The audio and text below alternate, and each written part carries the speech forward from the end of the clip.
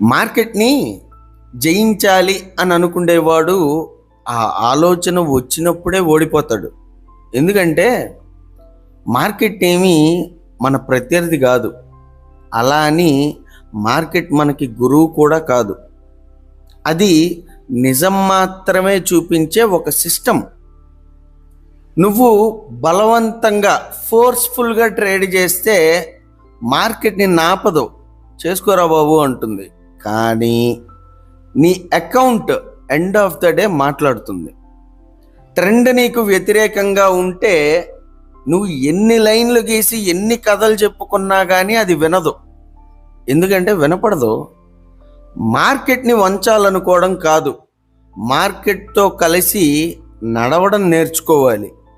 ఎందుకంటే ఇక్కడ సక్సెస్ అయ్యే వాళ్ళు బలంగా అరవరు, సైలెంట్గా అడ్జస్ట్ అవుతారు. మన అభిప్రాయం, మన అహంకారం ఇవేవి కాదు మార్కెట్కి ముఖ్యం.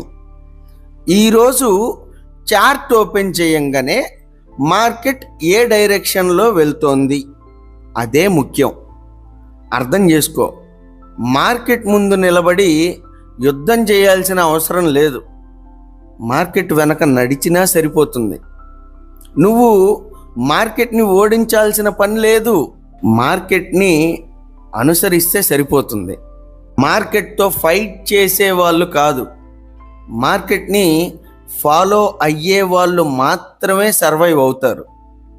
Subscribe to mind power vault. Thank you.